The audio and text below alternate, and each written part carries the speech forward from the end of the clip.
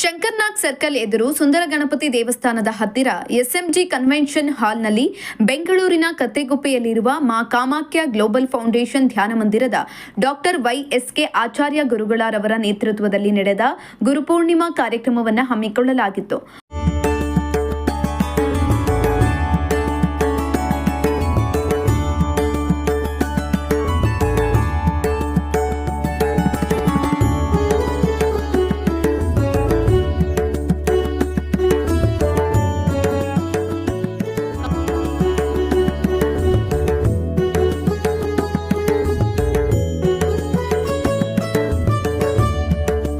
ಮೊದಲಿಗೆ ಸುಂದರ ಗಣಪತಿ ದೇವಸ್ಥಾನಕ್ಕೆ ತೆರಳಿ ವಿಶೇಷ ಪೂಜೆ ಸಲ್ಲಿಸಿ ಗುರುಪಾದಕ್ಕೆ ಪೂಜೆ ಸಲ್ಲಿಸಲಾಯಿತು.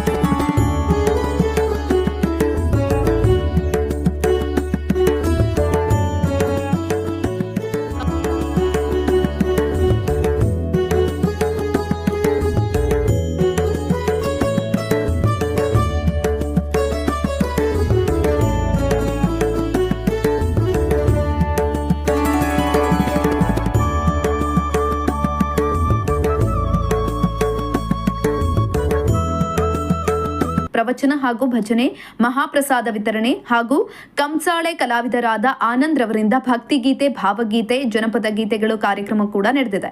ಇನ್ನು ಕಾರ್ಯಕ್ರಮದಲ್ಲಿ ಮಾಜಿ ಬಿಬಿಎಂಪಿ ಸದಸ್ಯರಾದ ಸಂಗಾತಿ ವೆಂಕಟೇಶ್, ಹನುಮಂತ, ದಿಲೀಪ್, ನರಸಿಂಹ, ಸೂರ್ಯ, ಮಂಜು, ರಮೇಶ್, ಸುರೇಶ್ ಸಾಗರ್, ಸಂತೋಷ್, ತಿಮ್ಮಪ್ಪ, ಲಿಂಗಪ್ಪ, ಶ್ರೀಮತಿ ಹೇಮಾ, ಚೈತ್ರ, ಶ್ವೇತಾ, ಪ್ರತಿಭಾ, ಪ್ರೇಮ ಮತ್ತು ಹಲವಾರು ಗಣ್ಯರು ಹಾಗೂ ಭಕ್ತಾದಿಗಳು ಸಹಸ್ರಾರು ಸಂಖ್ಯೆಯಲ್ಲಿ ಆಗಮಿಸಿ ಗುರುಗಳ ಆಶೀರ್ವಾದ ಪಡೆದುಕೊಂಡರು. ಕುಟುಂಬದ ಸಮೇತರಾಗಿ ಆಗಮಿಸಿ ಈ ಮಹತ್ತರ ಕಾರ್ಯಕ್ರಮವನ್ನು ಯಶಸ್ವಿಗೊಳಿಸಲಾಗಿದೆ.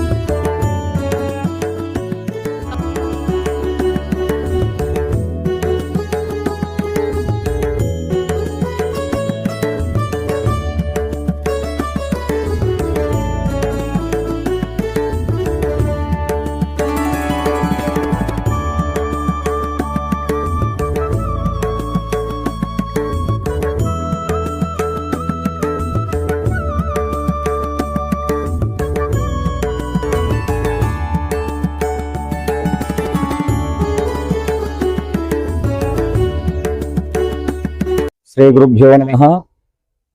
ಶ್ರೀಮಾತ್ರೇ ನಮಃ. ಸಮಸ್ತ ಬಂಧುಗಳಿಗೂ ವಿಶೇಷವಾಗಿ ವ್ಯಾಸ ಹುಣ್ಣಿಮೆ ಅಥವಾ ಗುರುಪೂರ್ಣಿಮಾ ಅಂತೇಳಿ ನಾವು ವಿಶೇಷ ವೇದವ್ಯಾಸರ ಸಂಪೂರ್ಣವಾಗಿರ್ತಕ್ಕಂಥ ಅನುಗ್ರಹದೊಂದಿಗೆ ವಿಶೇಷವಾಗಿ ಎಲ್ಲ ಬಂಧುಗಳಿಗೂ ಕೂಡ ವಿಶೇಷವಾಗಿ ಗುರುಪೂರ್ಣಿಮೆಯ ಆರ್ಥಿಕ ಶುಭಾಶಯಗಳನ್ನು ಬಯಸುತ್ತಾ, ಇವತ್ತಿನ ಈ ಒಂದು ವಿಶೇಷವಾಗಿರ್ತಕ್ಕಂಥ ಸುಸಂದರ್ಭ ನಮ್ಮ ಬದುಕಿನಲ್ಲಿ ನಿತ್ಯ ನಿರಂತರವಾಗಿ ಗುರುಗಳ ಅನುಗ್ರಹ ಇದ್ದವನು ಮಾತ್ರ ಗೆಲ್ಲಲಿಕ್ಕೆ ಸಾಧ್ಯ ಆಗುತ್ತೆ. ಹಾಗಿದ್ದಾಗ ಗುರುವನ್ನು ಹೇಗೆ ಒಲಿಸ್ಕೊಳ್ಳೋದು?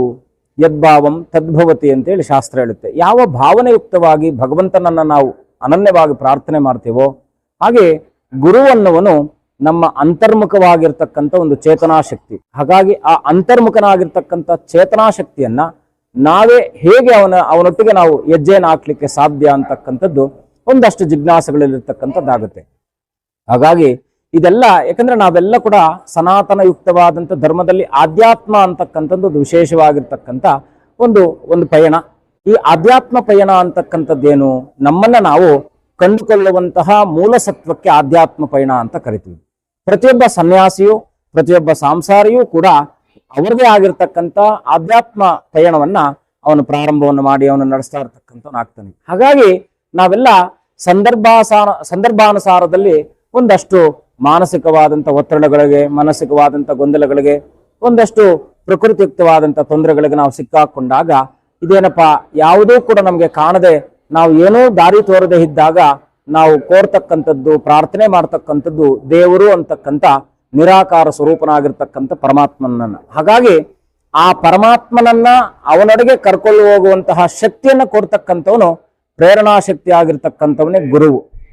ನಮ್ಮ ಬದುಕಿನಲ್ಲಿ ವಿಶೇಷವಾಗಿ ಎಲ್ಲ ಸಂದರ್ಭಗಳಲ್ಲೂ ಕೂಡ ಜ್ಞಾನವನ್ನ ಫಸಲಿಸುತ್ತಾ ಅಜ್ಞಾನವನ್ನು ಹೋಗಲಾಡಿಸುತ್ತಾ ನಿತ್ಯ ನಿರಂತರವಾಗಿ ವಿದ್ಯಾರ್ಥಿಗಳಿಗೆ ಹೇಗೆ ಗುರುಗಳು ಶಿಕ್ಷಕರಾಗಿ ಗುರುಗಳು ನಿತ್ಯ ನಿರಂತರವಾಗಿ ಮಕ್ಕಳ ಒಂದು ವಿನಯತೆಯನ್ನ, ಮಕ್ಕಳ ಒಂದು ವಿದ್ಯಾಭ್ಯಾಸವನ್ನ ಹೇಗೆ ಅವರು ಆ ಒಂದು ಪ್ರಚಲಿತಕ್ಕೆ ಕರ್ಕೊಂಡು ಬರ್ತಾರೋ, ಪ್ರಬುದ್ಧ ಮಾನವನ್ನ ಆ ಒಂದು ಪ್ರೌಢತೆಯನ್ನು ಕೊಡ್ತಕ್ಕಂಥವ್ರು ಆಗ್ತಾರೋ, ಹಾಗೆ ಗುರು ಅಂತಕ್ಕಂಥವನು ಕೂಡ ನಮ್ಮ ಬದುಕಿನ ಉದ್ದಕ್ಕೂ ಕೂಡ ನಿತ್ಯ ನಿರಂತರವಾಗಿ ಪ್ರೌಢ ವ್ಯವಸ್ಥೆಯನ್ನ, ಪ್ರೌಢ ಮನೋಭಾವನೆಯನ್ನ, ಪ್ರೌಢತ್ವವನ್ನ ಕೊಡ್ತಕ್ಕಂಥ ಶಕ್ತಿಯನ್ನ ಕೊಡ್ತಕ್ಕಂಥದ್ದು ಜ್ಞಾನ.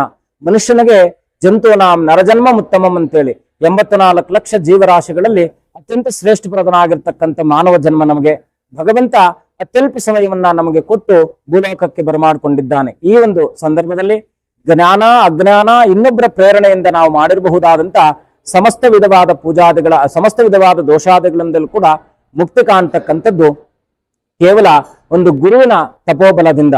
ಗುರು ಅಂತಕ್ಕಂಥವನು ಕೇವಲ ಒಬ್ಬ ಜ್ಞಾನವಂತನಲ್ಲ, ಗುರು ಅಂತಕ್ಕಂಥವನು ಕೇವಲ ಮಾರ್ಗದರ್ಶಿಯಲ್ಲ, ಗುರು ಅಂತಕ್ಕಂಥವನು ಅಕ್ಷರವನ್ನಲ್ಲ, ಗುರು ಅಂತಕ್ಕಂಥವನು ನಮ್ಮ ಉಸಿರಿದ್ದಾಗ ಮಾತ್ರ ಆ ಮನುಷ್ಯನಿಗೆ ಹೆಸರಾಗಿ ಬರ್ತಕ್ಕಂಥದ್ದಾಗುತ್ತೆ. ಹಾಗಾಗಿ ಆ ಹೆಸರಿನ ಜೊತೆ ಗುರುವಿದ್ದಾಗ ಎಲ್ಲರ ಬದುಕು ಸನ್ಮಂಗಲವಾಗ್ತಕ್ಕಂಥದ್ದಾಗಿರುತ್ತೆ. ವಿಶೇಷವಾಗಿ 2026ನೇ ಗುರುಪೂರ್ಣಿಮೆ ಯುಕ್ತವಾಗಿ ನಾವು ಆಚರಣೆ ಮಾಡಿರ್ತಕ್ಕಂಥ ಈ ಪೂಜಾ ಫಲಾದಿಗಳು ಕೂಡ ಸಮಸ್ತ ಯಾವತ್ ಭಾರತದ ಎಲ್ಲ ಪ್ರಜೆಗಳಿಗೂ ಕೂಡ ಸಲ್ಲುವಂತಾಗಲಿ.